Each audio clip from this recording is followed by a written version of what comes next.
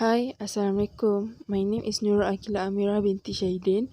My matric number is DGD 1910001. So today I'm going to present about composition. What is composition? Composition is how the elements of the photo are arranged. A composition can be made up to many different elements or only a few. It's how the artist put those things within a frame that help a photograph become more or less interesting to the viewer. Next, I'm going to explain about balance. Balance in photography is observed when an image has subject areas that look balanced throughout the composition.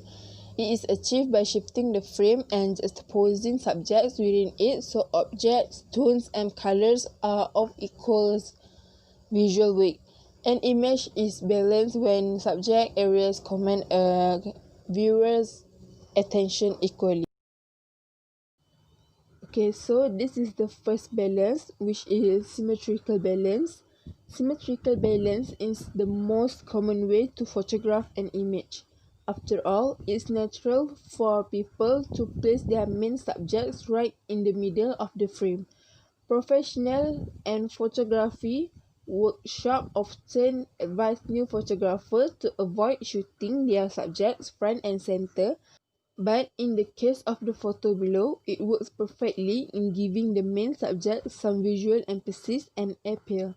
In symmetrical balance photo, both sides of the frame have equal weight and may even mirror each other. Subjects are intentionally centered to look perfectly symmetrical when split horizontally or vertically in half. The second balance is asymmetrical balance. Asymmetrical balance occurs when you have different visual image on either side of design and yet the image still seems balanced. To be considered asymmetrical, a design needs to have unequal visual weight on either side, but those unequal visuals need to balance each other. The third balance is color balance. In photography and image processing, color balance is the global adjustment of the intensities of the colors, typically red, green, and blue, which is primary colors. An important goal of this adjustment is to render specific color, particularly natural color, correctly. Hence, the general method is sometimes called gray balance, neutral balance, or white balance. Color balance changes the overall mixture of color in an image and is used for color correction. Generalized versions of color balance are used to correct colors other than neutral or to deliberately change them for effect. The next balance is tonal balance. Tonal balance can be seen most clearly in photographs that are nothing but black, whites, and gray. Balance can be seen in terms of contrast between the light and dark areas of an image. The last balance is conceptual balance. Conceptual balance is the more philosophical type of asymmetrical balance where two subjects complement each other and are different beyond size, shape, and form. In many cases, conceptual balance is achieved in an image where there are two contrasting textures and meanings behind each subject. That said, it is obviously harder to compose a conceptually balanced image as it usually takes more than just a tilt of the frame. Next, I'm going to discuss about simplicity. Simplicity is the photography equivalent of minimalism.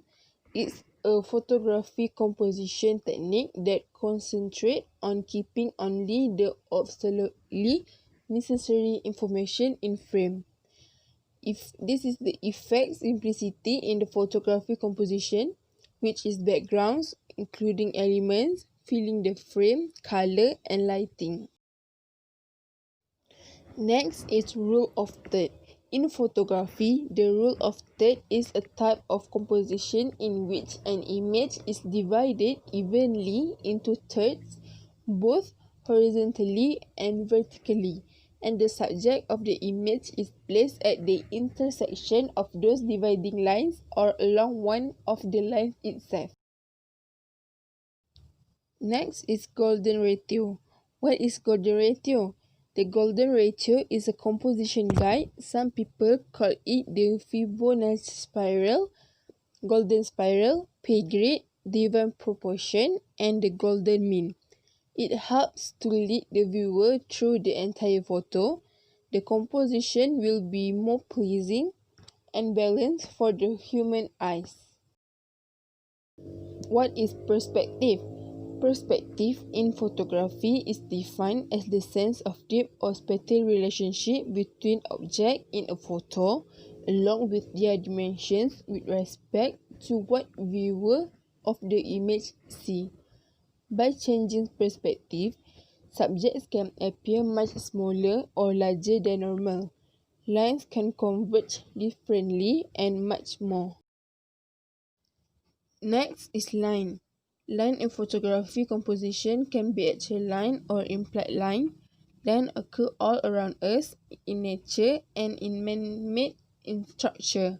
Even how we pose a subject in portrait photography creates line. Why is line important in photography? Lines add to the composition of an image. They direct the viewer's eye into and along a photo to the focal point. They also impact the mood of a photo depending on the type of line and how it is used. There are 7 types of line. The first one is vertical lines, followed by horizontal lines, diagonal lines, leading lines, implied lines, converging lines, and the last one is curved lines. Next, I'm going to talk about horizontal line. A horizontal line is a straight line that runs from the left side of the frame to the right. The most commonly used horizontal line in photography genre that are practiced outdoor is earth horizon. What is earth horizon? Earth horizon is the apparent line that separates the land from the sky. Next is diagonal lines. Diagonal lines generally works well to draw the eye of an image viewer through the photograph. They create points of interest as they intersect with other lines and often give image depth by suggesting perspective. They can also add a sense of action to an image and add a dynamic look and feel. Diagonal lines are a very interesting feature of photography composition. Expert photographers use them to create striking visual effects in their works. They are also used to add dynamism and tension to image. Diagonal lines have subliminal meaning and will always alter how an image feels to the eye of the viewer. Okay, so this is the example of diagonal line.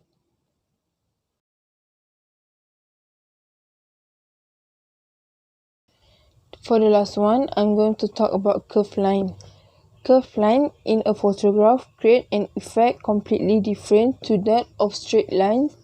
Curved lines have the effect of slowing the photograph down and suggesting time passing.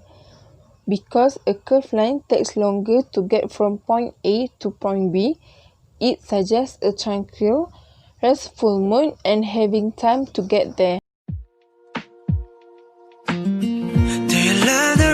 Does it make you dance when you're drunk with your friends at a party? What's your favorite song? Does it make you smile?